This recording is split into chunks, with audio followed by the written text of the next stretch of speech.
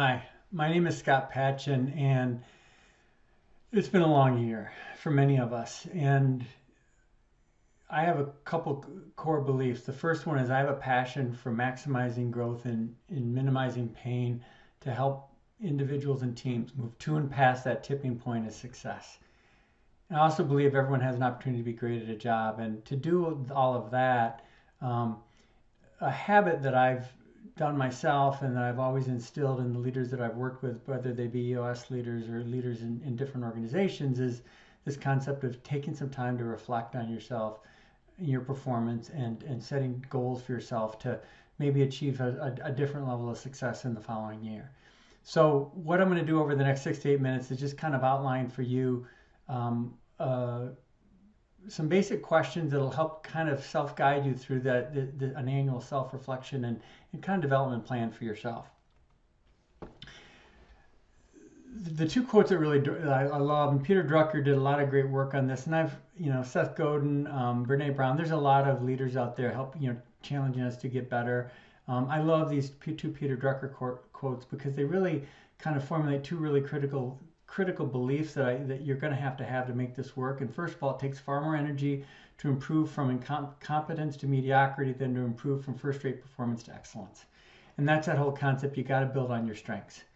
And so that's a really important mindset, I believe, to do this well. The second one is success in the knowledge economy comes to those who know themselves, their strengths, their values, and how they best perform.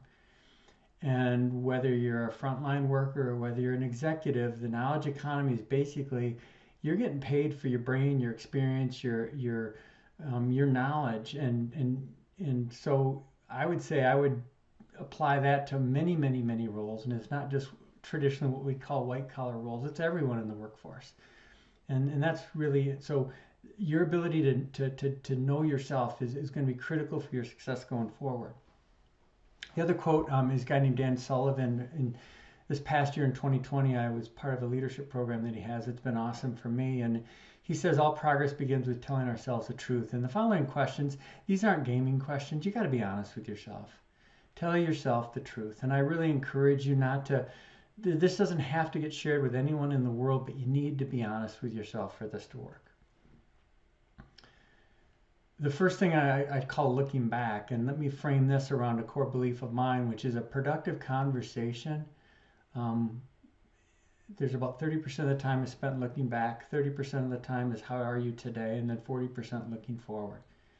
And I do that for a lot of different reasons I won't necessarily go into today, but one of the things is just balancing that so we don't get stuck in the past, but we also don't get stuck in the future and ignore the past, that we balance it a little bit. So here's 4 questions for you to look back on this past year. One is, what were my successes over the past year? What did you do well?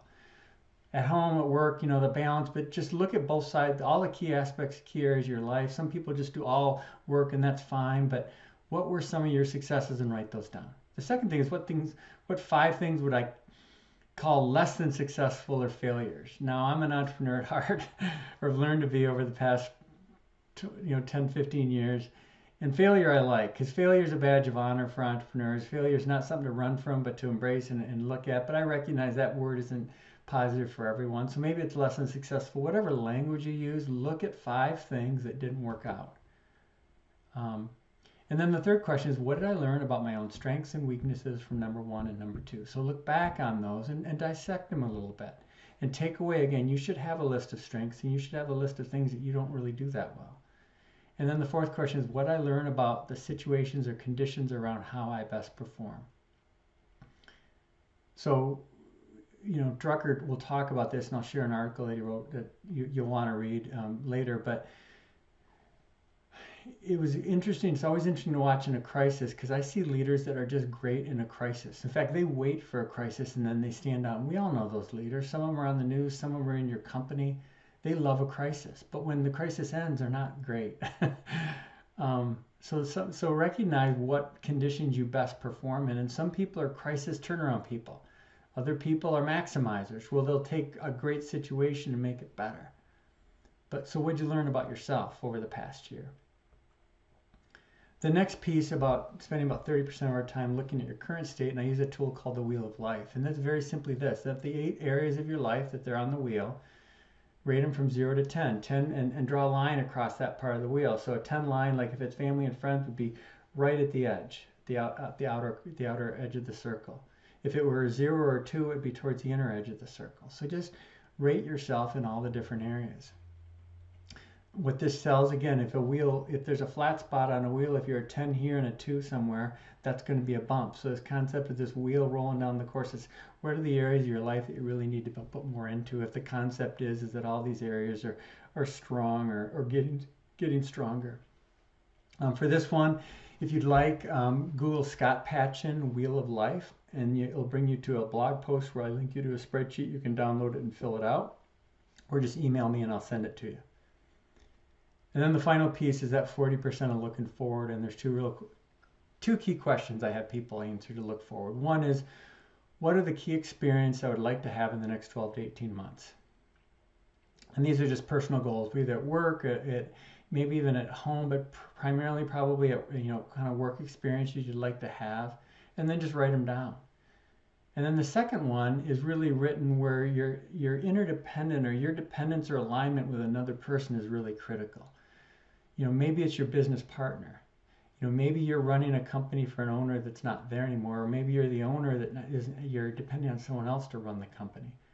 Maybe it's your spouse. So in any of those situations, both of you do the same thing. It's write a letter to yourself describing what's happening in your life at a certain point in time. And so I'll start it for you. It's December 31st, 2025. And write a letter, what's happening in your life. And the power of this one is you just kind of write it out for yourself, and the person that you really need to be connected with, you write it, they write it out for themselves, and you just read it to each other. And where does it lead you? It probably will lead you to things you agree with, maybe some things that you're kind of going different ways, and you need to really talk about it so you can get back on track with each other. But that's a great opportunity to look forward. So I'll leave you with this. I love this Fred Rogers quote. And it's when I was a boy and I would see scary things in the news, my mother would say, look for the helpers. You'll always find people who are helping. And part of this process is really for you to depend on the input of others and the support of others. And so in terms of, and I would really encourage you not to do this alone, even though this, the first part of this activity is alone. So here's two other resources for you to make sure that this is a productive activity. One is, I talked a lot about Peter Drucker. Managing Oneself is an article. It's about 8-page Harvard Business Review. Download it, $6.99, and read it. I think it'll give you some great context for what I just shared with you, and probably some additional nuggets.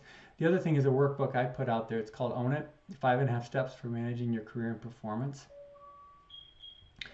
And when you read that, that'll kind of give you some context on how this might flow into actual goal setting. So you can get it either in download or a paper copy. So with that, finish 2020 strong and really set yourself up for a great 2021. Thanks.